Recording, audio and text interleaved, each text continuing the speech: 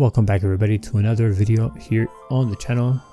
I'm recording super late, so I'm gonna try to make it not as loud. This is my third take, so I feel like I've been talking a lot. Anyways, 2:30 a.m. in the morning. This piece is either called Inner Child or a bridge to Mikey. Mikey's the character you're gonna see here sitting down on this pillar of sorts. And this time I'm showing you from sketch to finished piece. It took me about 2 hours and a half, I think. A little bit more, like about 3 hours, because there was a chunk of time that I forgot to record. But yeah, so this is a three hour process for this piece, which I was pretty happy with. I didn't think it was gonna be that quick, but even though I struggled with this hand, it was a bunch of chaotic struggle, and I'm there moving my hand, trying to visualize my hand flipped around, hanging, and it was just not working. So eventually, after much struggle, much ado about nothing, I ended up going to my brother's room and asking him to hand model for me so I can take a picture reference. And I gave him a pencil to hold. He held the pencil and it looked hot. So here it is. This is the hand based on the picture. I just started again though, because I made it too small. And then boom. See, like this, kind of hot. So this is my brother's hand, but the character is supposed to be me, so I'm like holding the pencil, and then the character that you see sitting down on the pillar or the column, whatever, that little mound thing, that's Mikey. Mikey is one of the first like OCs that I've had, and I just had forgotten about him. So since this is about me reconnecting with my inner child, when I first began this piece, like conceptualizing it on thumbnails, I wasn't sure how to show me meeting with my inner child, right? I mean, yeah, you can just draw a kid, like yourself as a kid, but I don't know, something just didn't feel like that's what I wanted to do. So I tried to come up with another idea, another version of how to represent that. And then I remember that I made this character. I redrew him, like I've drawn him like 4 or 5 times tops throughout my life, but he was the first like legitimate OC before Vorondor was a thing. And then I think it's before him, before Mikey or after Mikey, was this big yellow eye. Think of like a spherical body, like if it was a Kirby, but yellow and no mouth, just one eye with just chunky eyelids kind of thing. And he has wings, but the wings are human hands without thumbs. So like imagine your hand just like it not having thumbs, so just the 4 fingers. Those he has that for wings. How does he fly? I don't know. And he also has 2 feet, but that's another one, also one of my first characters that I made when I was like in high school still. So this is me meeting with my high school self, I guess. Well, no, because I didn't have any other OCs beforehand, so I'm literally interpreting my own work right now as I record this. But yeah, it's like me just meeting my inner child by representing it with my first OCs as an artist, like my first original characters, which was Mikey and the yellow ball guy in the background. So that's why I chose those 2 characters, and I'm pretty happy about it, because I hadn't seen Mikey, like a legitimate drawing of Mikey, over a decade at least now. And I like him, and I'm glad I got to see him again. He looks kind of cool. He looks like he's like battle hardened, you know.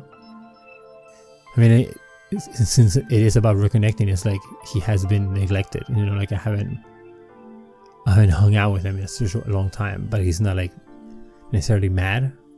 I don't think. I didn't feel so. I didn't feel like he was mad.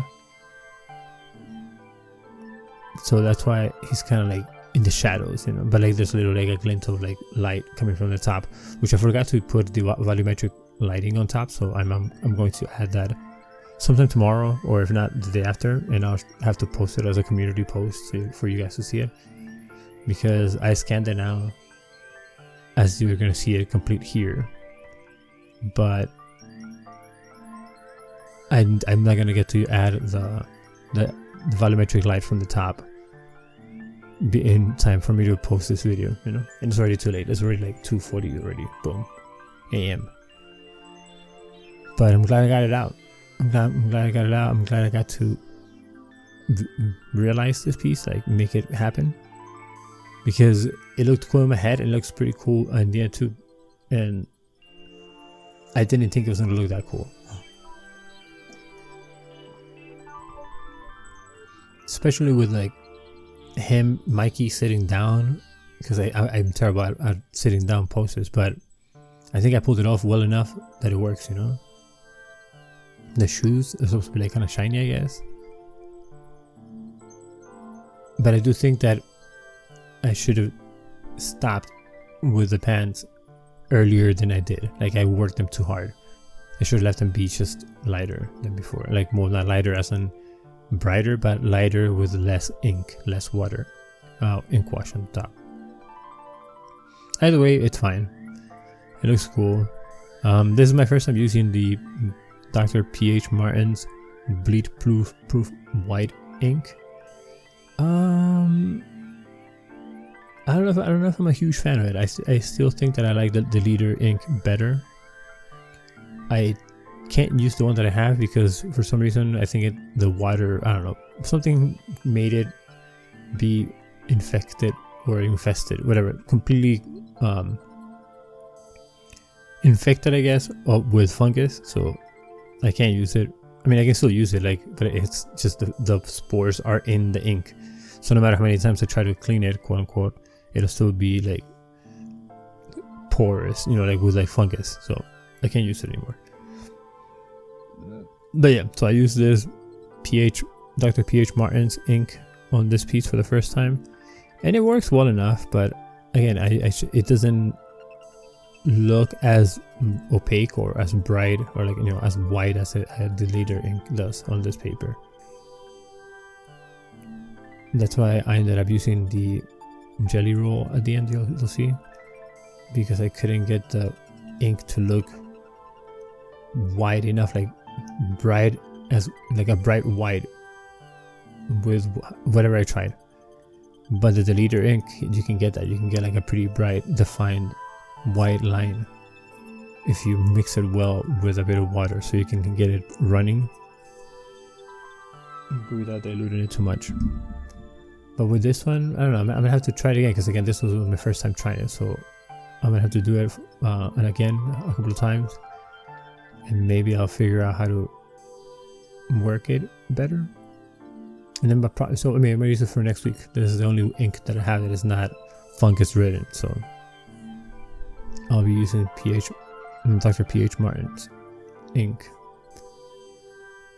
But yeah, this was what I did. Let me know what you think about it. Let me know what your thoughts about this piece are. What's the story that you visualize in this piece, you know?